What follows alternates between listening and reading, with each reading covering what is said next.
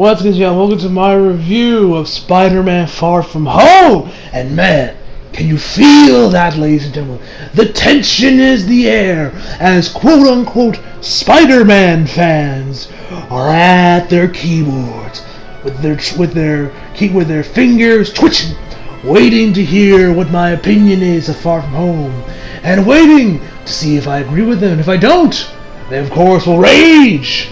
And of course send me death threats and shit, because God forbid I have a different opinion than you, and that is okay. So, ladies and gentlemen, what did I think of Far From Home, you ask? Well, me personally, I thought this movie was, pause for effect, fucking phenomenal, ladies and gentlemen. I fucking love this film, but before I get into this film, talk about what I liked, what I didn't like, I need to get real with y'all for a minute. I honestly don't know what community / fandom I am honestly more embarrassed, ashamed to be a part of. That those two being Spider-Man and My Hero Academia. You see, with Spider-Man, there has been a lot of controversy surrounding the fandom for quite some time, from the Sam Raimi suit to people sending other people death threats, like what happened with Godzilla Mendoza, and among others when the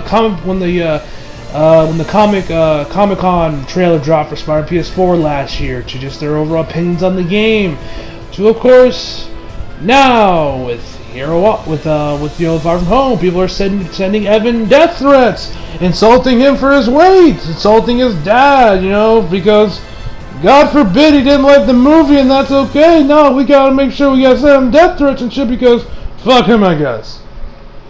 And with My Hero Academia, there has been people sending Horikoshi death threats about what happened in the Endeavor Redemption arc.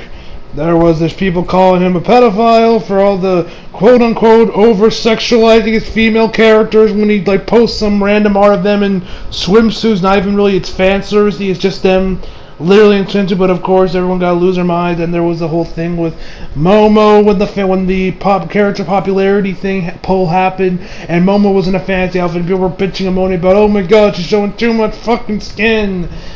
Most recently, there was the whole thing about, there was this one dude I saw on Twitter bitching and complaining about, oh my god, the anime slams down the female characters, to now, most recently, which I did a video on, apparently how hot like you might hear Academia makes you a pedophile, and apparently we are all good at deception, which is false, because I've tried twice to get my pal Eli Moore to watch season 2, but I have failed twice, so I'm obviously not good at deception.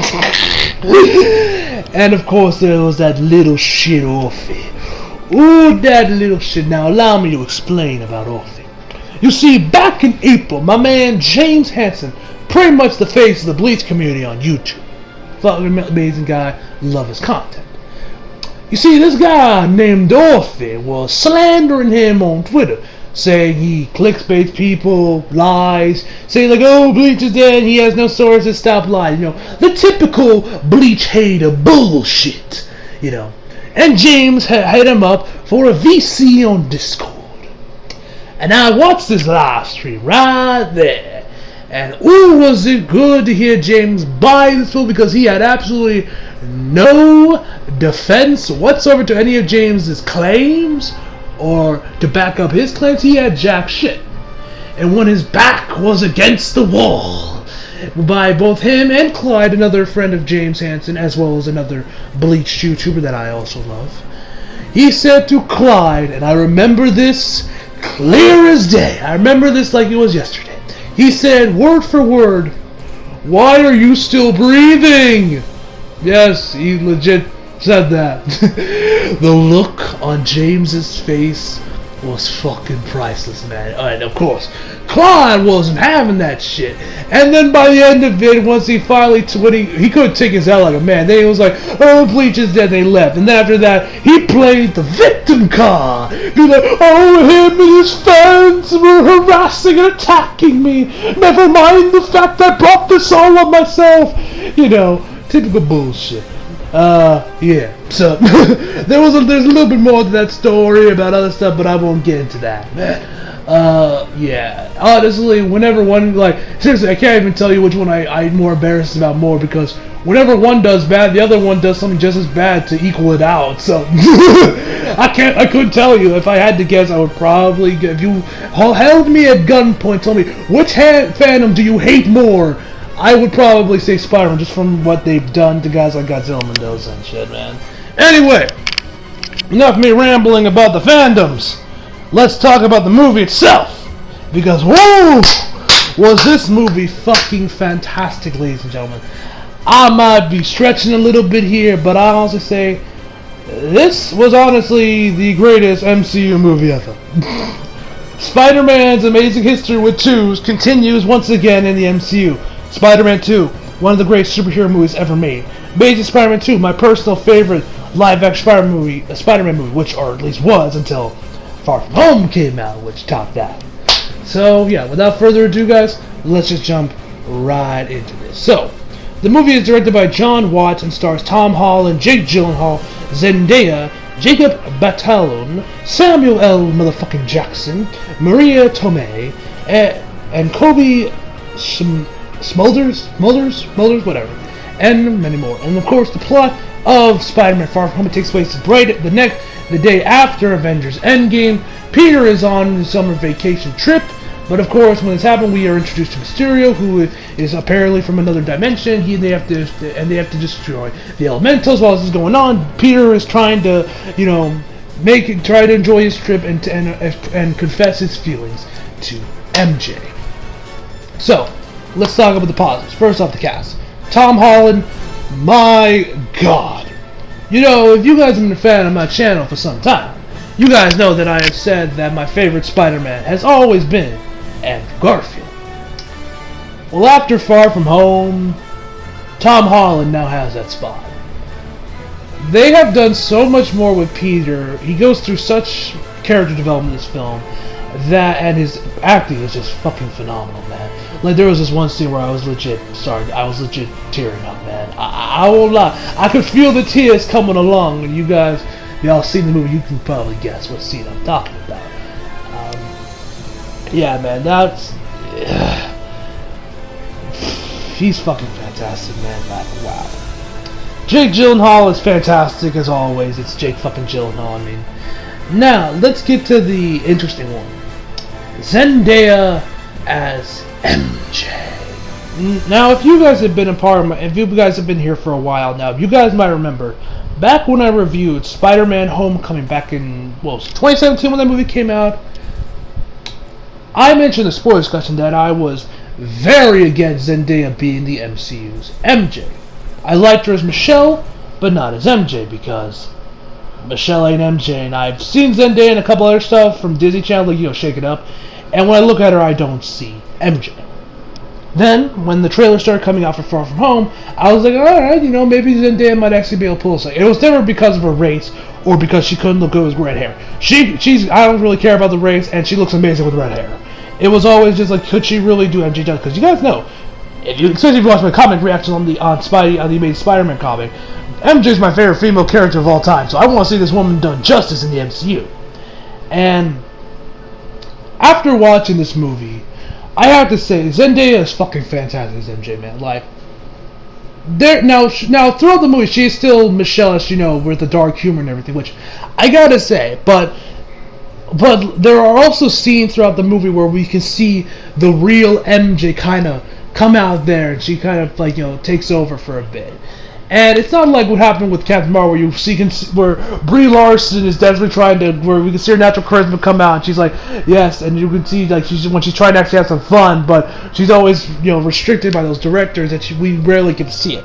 Here, it's more like she's letting her guard down, almost like I almost feel like this dark humor she always puts on and just her overall style and just her overall presence. I feel like that's more of a front she puts on because remember MJ definitely has a bit of a dark past. She's having to deal with abuse at her house and everything. If I remember her past correctly, correct me if I'm wrong if I'm misremembering her backstory at all, but it's a run where she's like had to deal with a dysfunctional family, abuse, and all that other stuff. So maybe what she does with Michelle with the whole dark sense of humor, like wasn't this built by slaves or hey people died here, and was just a front. Suddenly she just as like a front she puts on a mask, if you will.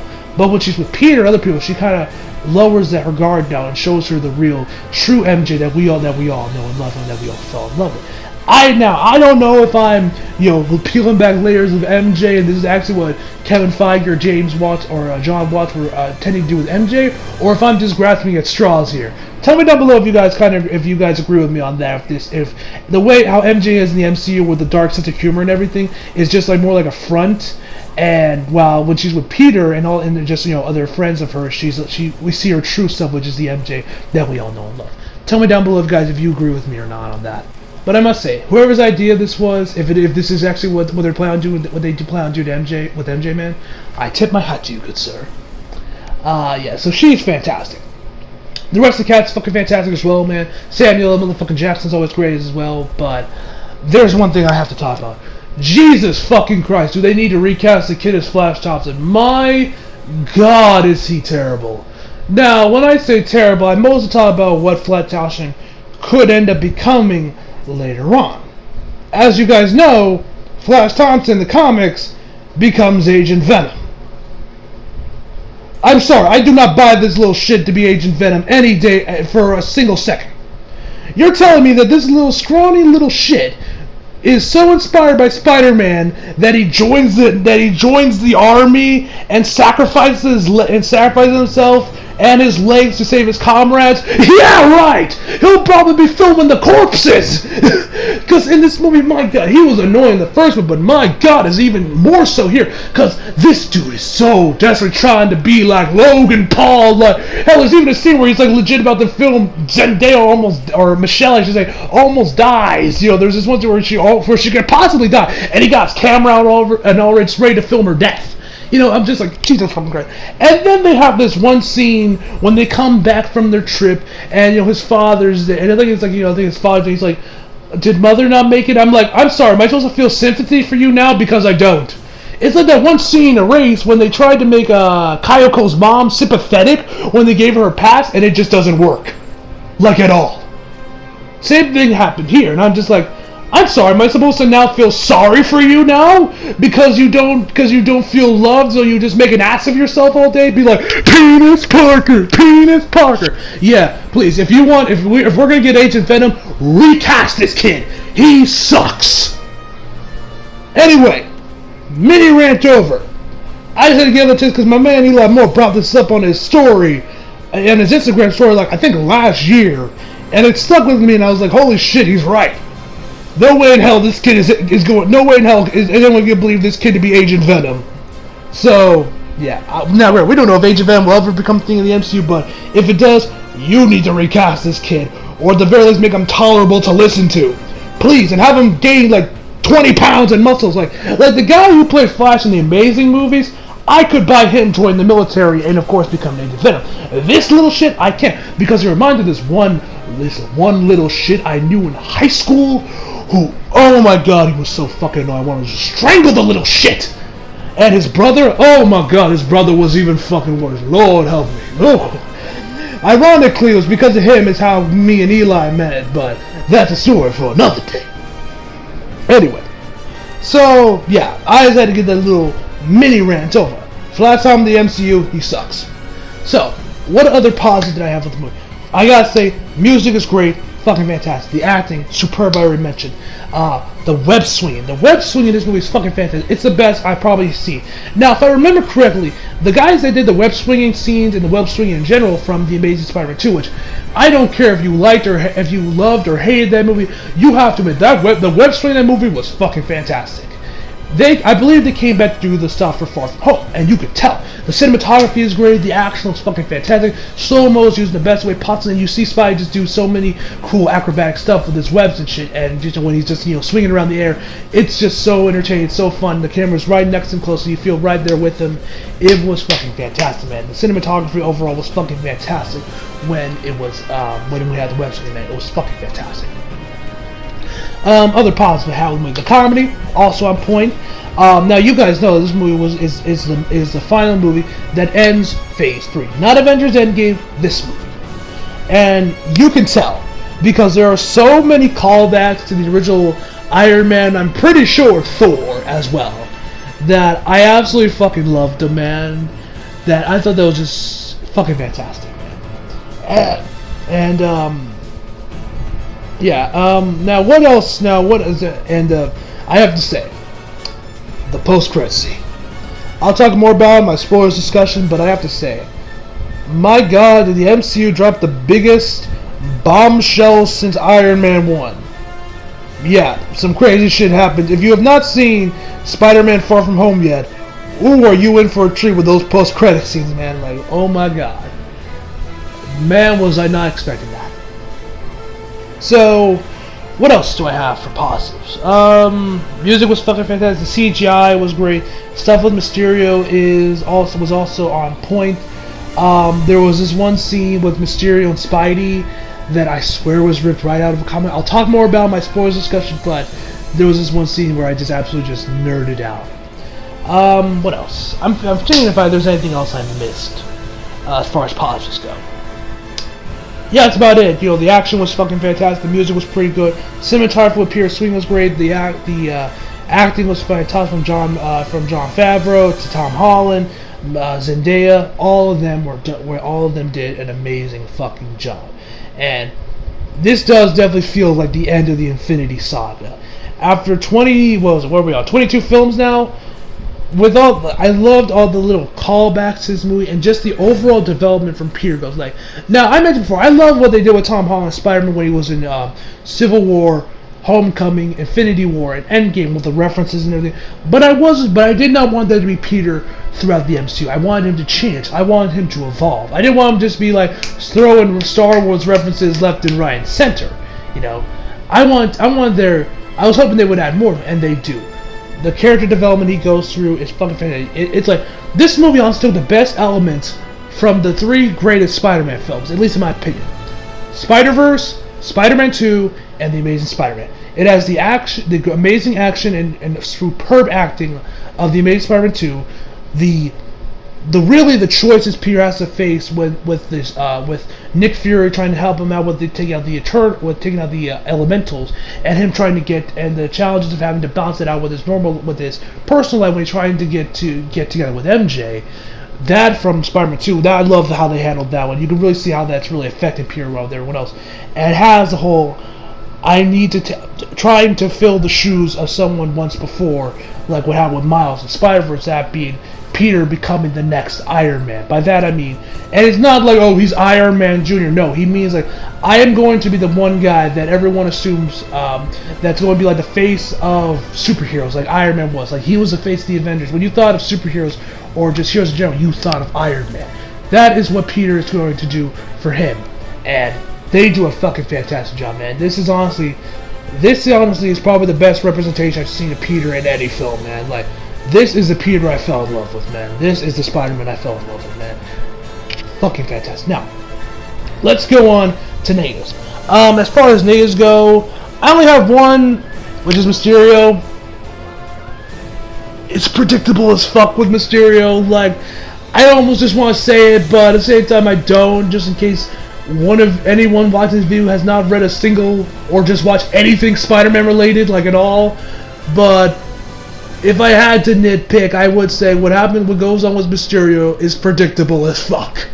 Like, you know what's gonna happen, and I mean, I still like the way they did it, and the callbacks they throw in there were also great, but it was predictable as hell, man. I won't lie, but that's just me nitpicking at that point. And that's also probably like the only thing that really stood out to me as a straight up flaw with the film, at least right at this current moment. I might, maybe later, but at that point I'm just kind of reaching for it. But overall, would I recommend this movie to y'all? If you are a fan of Spider-Man, fuck yes. If you are a fan of the MCU, fuck yes. If you love superheroes, man, this movie is for you. If you are not the biggest fan of Homecoming, you will love Far From Home, man. It does. If you didn't like how they handled Spider-Man, that one they do so well. And I won't lie, in terms of villains, Mysterio is also just great, you know. Yeah. So overall, my final verdict for this film, you can probably already guess, but it is indeed a 10 out of 10. Now, before I leave, guys, we're going to head over to the sports gun. So, if you guys have not seen the film yet, leave now. Come back when you've seen the movie. We can discuss spoilers. But if you're still here, let us discuss. So, let us discuss the post-credit scenes first. Now, of course, you know, you guys know there was no Stan Lee cameo in this movie, which honestly did not feel that out of. Which honestly, I honestly did not notice it. Actually, I was like literally when I was watching the movie, I literally completely forgot about Stan Lee not being in the movie. I was like, when I was watching it, I was like, oh yeah, Stan Lee's not in this one, and you really don't, and it doesn't feel like the movie's missing anything, because he's made an appearance in all the other MCU movies, but this is the first time in all that, and of course, from here on out, we're not going to have any more Stan Lee cameos that we haven't seen him in, and honestly, it did not feel weird, like you weren't like, oh man, this movie, man, where's the cameo? Like, you honestly will forget about that instantly, like, weird. I was weirdly surprised how quickly I just forgot about that, you know. But, so back to the post-credits scene. We get introduced, and we see, first off, we see Peter swinging around with MJ, man. That was some great stuff, man. MJ's like, holy shit, you know, she's freaking out, man. She's freaking out. And, so there was that. And, one other thing, and so after they're done, he drops her off, and I think it was like in like Times Square. We then see on the Titantrons Mysterio's last message, which is that he reveals that Spider-Man is Peter Parker, and that's where it is. But not only that, we have the moment that made me fanboy so hard, which was J.K. Simmons is back as J. Jonah motherfucking Jameson. I lost my mind when I saw him, because you guys know I grew up with the Sam Raimi trilogy. I love J.K. Simmons, man, and my God, seeing him again was such a treat. I loved it, man. It was so good to see him again as J. Jonah Jameson. No one else can play J. Jonah Jameson as long as J.K. Simmons is still breathing. No one else can play him. I don't want anyone else to play him. He's too good, man. I love him. It was so good seeing him, man. And man, just hearing J. Jonah Jameson's bitch about Spider-Man, calling him a menace on the Daily Bugle on the MCU, man. Oh, that was such a treat, man. But yeah. That, honestly, I was shocked when we got revealed Spider-Man, that he was got revealed, because this is going to change the MCU. This is going, like, now Phase 4 has just gotten fully announced right now as I'm recording this video, so, and there was no word of actually a Spider-Man 3 yet, or Black Panther 2, or Guardians 3, or Captain Marvel 2, surprisingly, but oh my God! This is like the biggest bombshell we've seen in the MCU since Nick Fury came in there and told Tony about the Avengers Initiative. Like, oh my God, this is gonna change everything. I'm curious what's gonna happen with the MCU 4 with Peter. What's gonna happen with him? What's Spider-Man 3 going to be like? It's gonna be crazy, man, and I can't wait to see what Kevin Feige has in store for Spider-Man, because it's going with. After that bombshell, I'm really curious what it's gonna have. And the second one, we find out this whole time, Nick Fury and Marina Hill were Skrulls. They were the same Skrulls. I forget their names from Captain Marvel. Those two Skrulls, they were the ones coming in there, and Nick Fury's off some ship. I don't know where. And yeah, he's just chilling, man. I was when he was holding the phone, he was talking to someone. I was praying to hoping to God that Carol was on the other side of it. We would get to see Brie Larson again, because y'all know I love me some Carol Danvers, I love me some Brie Larson. I was hoping we'd see her again, especially with the Skrulls. But no, we did not get any Brie Larson cameo. None of that. I was a little kind of disappointed with. I was like, ah man, I would have loved to see We'll see some more of Carol Danvers, man. You guys know. But yeah. Now let me talk about some of the callbacks I noticed. First off, when Peter is building the suit, the new Far From Home suit, which I gotta say I love. The stealth suit, I also gotta say, I love the stealth suit. I was never really the big fan of it. I thought the stealth looked cool in the trailers, but when you see it actually in the movie, oh my god, it looks fucking fantastic. I loved it. So, as I was saying, if you pay attention to like the little hologram suits that appear while he's building the suit, you can see the classic Iron Spider suit, the original one as it was in the comics in there, if you pay attention. You can also see the Mark II Iron Spider suit that was in there too, and there's probably another couple other suits that I probably missed, but I thought that was some nice little Easter eggs thrown in there. Too, they have Back in Black while he's doing this, and while it's like Peter's like, oh my god, I love this song, and I'm just like, yes, because that song was in the original Iron Man as well, man. It was, oh my god, that callback was so fucking cool. There's this other one where Peter has like a pseudo shield and a hammer that I'm assuming is supposed to represent Cap with the shield and Mjolnir. I'm assuming, or maybe it's a reference to Ragnarok. I'm not sure. But the biggest callbacks of them all, I think there might be another one I'm missing. I think there might be another major callback to Iron Man 1 that I might have missed. I feel like I'm missing one that I'm... Oh, that's gonna piss me off, man. Okay. I'm going to keep going with the front of this one. So anyway, as I was saying, the next one we see is that we see guys from the original, from both Civil War and Iron Man 1 make appearances. Now we know now Quentin Beck actually was apparently there when Tony did that little therapy experiment in Civil War. You guys know when he had that little hologram of when he met his parents, or last time he saw his parents. That was one. That was all Quinn's idea, and he was pissed off how he didn't get credit and all this other shit. But the next one is the Doctor, where Albert Saints goes like, Tony Stark was able to build this in a cave with a box of scraps. That'll see the Doctor's actually working with Quentin Beck, and I thought that was the coolest shit ever. I was like, yo, that callback though to Iron Man, that was some fucking cool shit, fam. I love that, man. That was some cool shit. I fanboyed for that one, man. What else? The next thing we know, let me talk about the Mysterio. First, I gotta say, the interactions between the battles between Mysterio and Peter are fucking bad. The first one where he has them going through all these different illusion shit, throwing mirrors at him, having them a bunch of other Spider-Mans kind of take off the suit on, revealing just his his original homemade suit he had. There was that one. There's a whole stuff about Spider-Sense called Peter Tingle, which I pray to God, which, yeah, it's funny for this movie, but for the love of God, do not keep this as a running joke. It will get old very quickly. Change it back to Spider-Sense, please. No more Peter Tingle. It's funny in this movie. Leave it in this movie, okay? Otherwise, I'm going to get really annoyed, because I'm just like, just call it Spider-Sense already, So there was that. What else? Okay, back to Mysterio. So he has that one, and there's all these other stuff where he just throw where those whole trippy sequences with Mysterio, man, were some of the best parts of the movie for me. But my favorite was where the final showdown's happening when Peter has and Mysterio locks him in another illusion. And Peter just doesn't even look at him. He closes his eye and lets Spider-Sense take care of it to know what his real fate. I love this scene because I swear to God this exact same thing happened in a comic.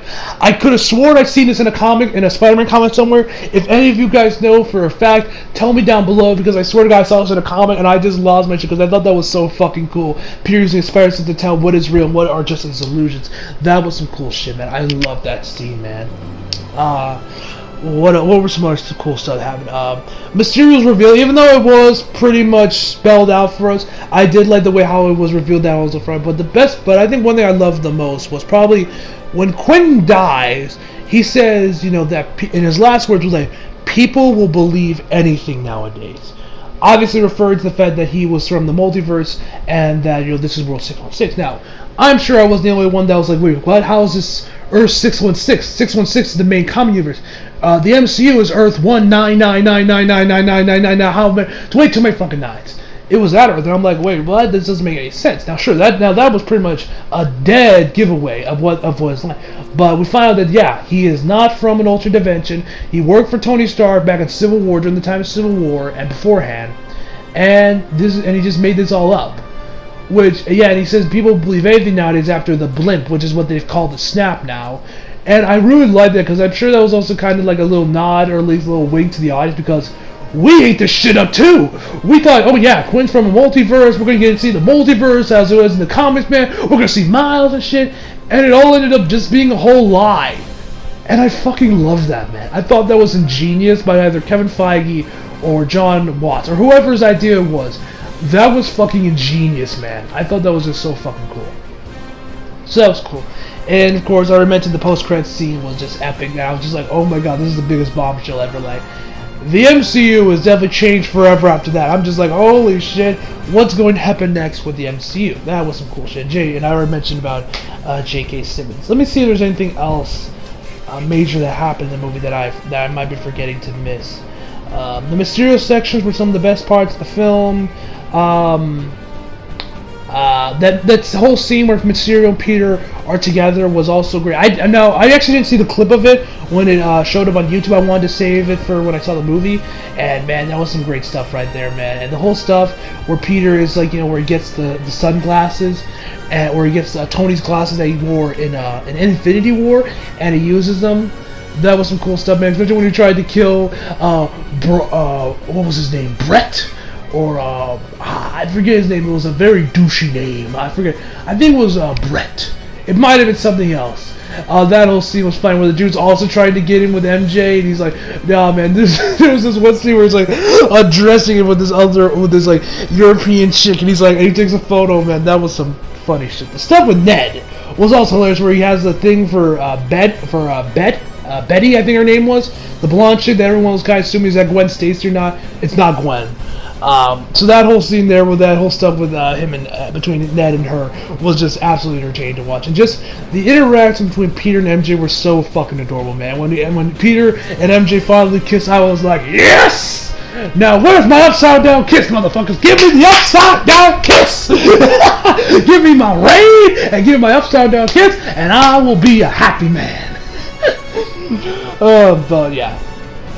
I love that scene. I absolutely love that scene, man. That stuff, the piece, and when MJ grabs that little mouse and started beating up the drones, cool shit as well, man. Yeah, guys. So tell me down below, what did you guys think of Far From Home? Did you love it? Did you hate it? What were some of your favorite parts of the film? Are you excited? Are you excited what Phase 4 is going to bring after the post-credit scenes? After this, the Infinity Saga is officially done, and yeah, now we begin Phase 4 next year, man. I'm hyped. So yeah. Anyway, guys, I'm Andy here. So hope y'all enjoyed the video. Leave a like if you did, subscribe if you're new. Follow me on Instagram, Twitter, flag, links down in the description box below. And as always, come back for more. See you guys next time.